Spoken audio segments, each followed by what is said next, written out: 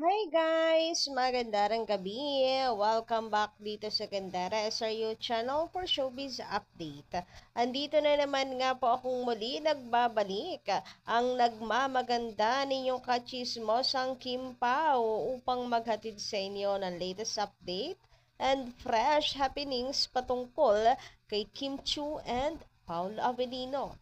And para nga sa gabing ito, ang tatalakayin natin at pag-uusapan ay may kinalaman sa Kim Pao na very sweet sa isa't isa. Grabihan yun, marami na naman ang maglulupasay sa inggit, maglulupasay sa galit, pero mas marami ang mangingisay sa sobrang kilig. Grabihan talagang spark ng Kim Pao. May magic talaga ang dalawang ito. Iba talaga sila. Talagang marami silang napapasaya. Grabihan yun. So ngayon na may movie ang Kim Pao, ay parami ng parami ang ating mga paayuda. Kaya ihanda ninyo inyong sarili. Mag-reserve pa guys dahil panigurado after the ayuda ay may ayuda na namang paparating. But before that, sa mga hindi pa nakaka-subscribe dito sa ating channel, maaari lamang na pindutin po ninyo ang subscribe button at ang notification bell na nandyan sa ibaba para maging updated ka at ma-notify tuwing may bago po tayong chika at balita hinggil sa Kim Pao. Basta mga balita na may kinalaman kay Kim Chu and Paul Avellino, sagot na natin yan. And alam ko, marami ang hindi pa rin nakakaahon. Pero, alam nyo ba, na hindi lang tayo yung hindi makaahon sa mga paayuda ng Kim Pao, pati mga basher na ginawa ba ng mga na rin, libangan ang bumantay at bumuntot sa Kim Pao para lang makasingit sila. Anyway, sabi dito ni Madam Violeta Bondok, magandang gabi. Madam Violeta, parang ngayon ko lang nabasa yung comment nyo, no? So, welcome dito sa aking channel. Welcome sa Kim Pao family na atin pong YT channel. Ayan. Sabi niya dito, hoy, si Vice parang anak niya si Kimi at mahal niya ang Kim Pao. Sa Trukachan. Paano natin gagamitin si Vice? Gagamitin si Vice?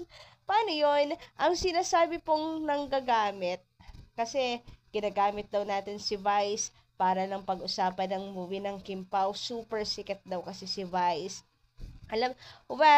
Hindi ako kokontra sa super sikat si Vice. A-lister din yan ng ABS-CBN. Pero yung sasabihin na ginagamit natin siya para paingayin ng Kim Pao, hoy, grabe ka, sarap mong kaltosan. Bi, baka di ka pa gising. Sarap mo yung untog, charot. Anyway, ayun na nga. Paano gagamitin? I-define niyo muna yung manggagamit ang Kim Pao fans. I-define niyo muna yung salitang manggagamit. Ibig sabihin ng manggagamit, nananahimik yung isang tao, tapos hihilahin para lang, nakikisingit ka sa kanya, para, sumikat ka din, pag-usapan ka din. 'Di ba? Pero sa case na to, hindi po nananahimik si Vice lang sa isang tabi. Siya mismo ang promotor ng pang-ship sa Kim Pao. Totoo niyan, baka nga, siya pa ang president ng Kim Pao shipper. Kasi grabe po siya magpaayuda sa mga Kim Pao fans. So, hindi po siya namin ginagamit. Kami po ay masaya na siya ay may mga paayuda sa Kim Pao. Kaya namin siya napag-uusapan, dahil nga siya mismo yung nagbibigay ayuda sa amin. Kaya happy kami. Kung hindi naman siya nagbibigay ng ayuda sa Kim Pao fans, pag-uusapan ba namin siya? Na matatapik ba namin si Vice? Syempre hindi. 'Di ba? Yun ko nananahimik si Vice ganda sa isang tabi. Tapos bigla naming, hi, close si Kim kaya at saka si Vice. Or di kaya gagawa namin ng issue si Vice, aawayin namin si Vice ganda para pag-usapan din ang Kim Pao. Kasi pag inaway namin si Vice, syempre pag-uusapan ng mga supporters ni Vice ang Kim Pao. So, nadadrag pataas yung pangalan ng Kim Pao. Eh, wala naman kaming ganung eksena. So, asan yung manggagamit doon? Define din ng pagkakaiba, ha? Samantala, sabi naman dito ni Madam Evelyn Luzong. Ayan, Madam Evelyn, magandang gabi. Para ngayon ko lang din nga nabasa rin yung komento ninyo. Hoy, ang dami nating new commenter. Or sadyang ay hindi ko lang nababasa lahat. Pero welcome dito sa akin pong channel. Sabi niya dito, hello mother, walang hambog sa Kim Pao fans. Baliktad ang issue mo. Kayo dyan ang ginagamit ang Kim Pao kasi hindi kayo sikat. Eto pa, ikaw lang ang hindi kayo mahinto. Mali.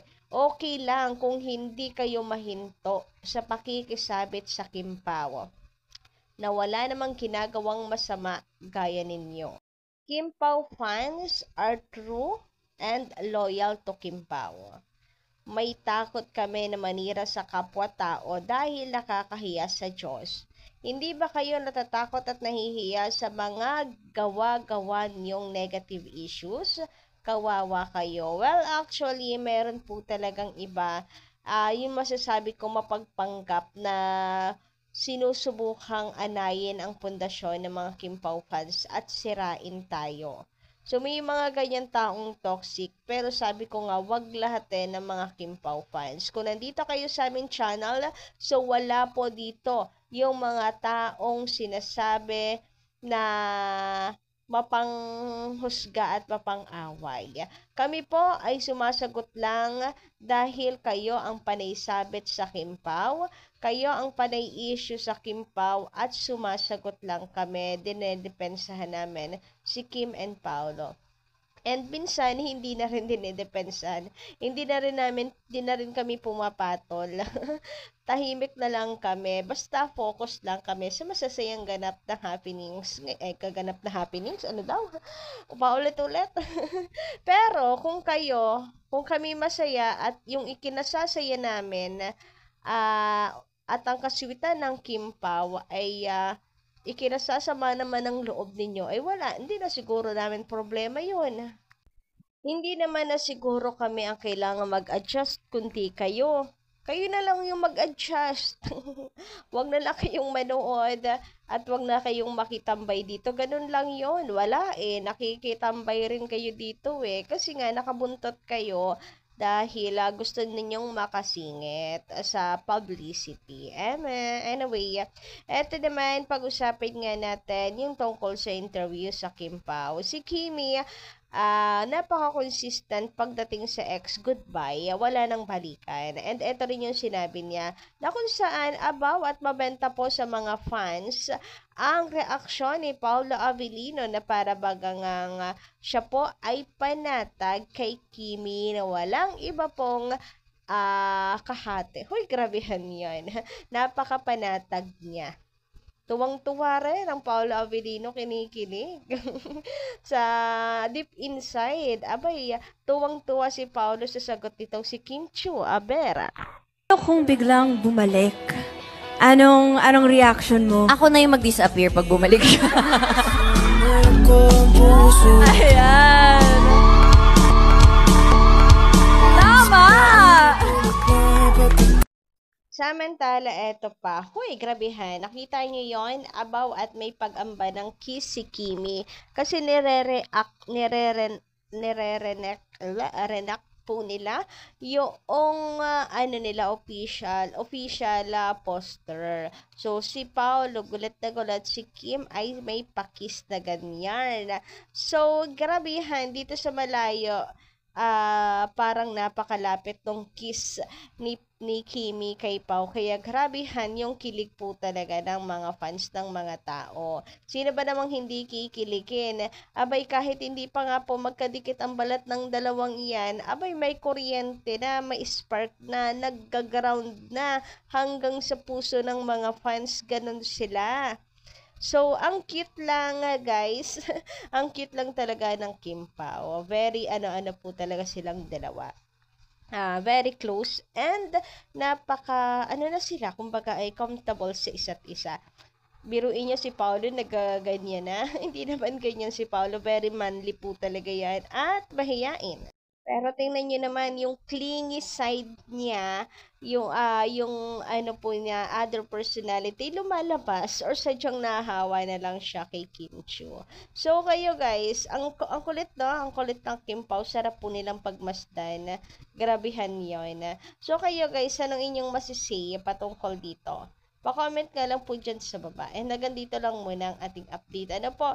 So, sa mga reaction po ninyo sa loobin, sa mga naging update natin, iwan nyo lang po dyan sa baba. And please don't forget to click the subscribe button and notification bell para po sa iba pang mga balita. Maraming salamat. Bye-bye!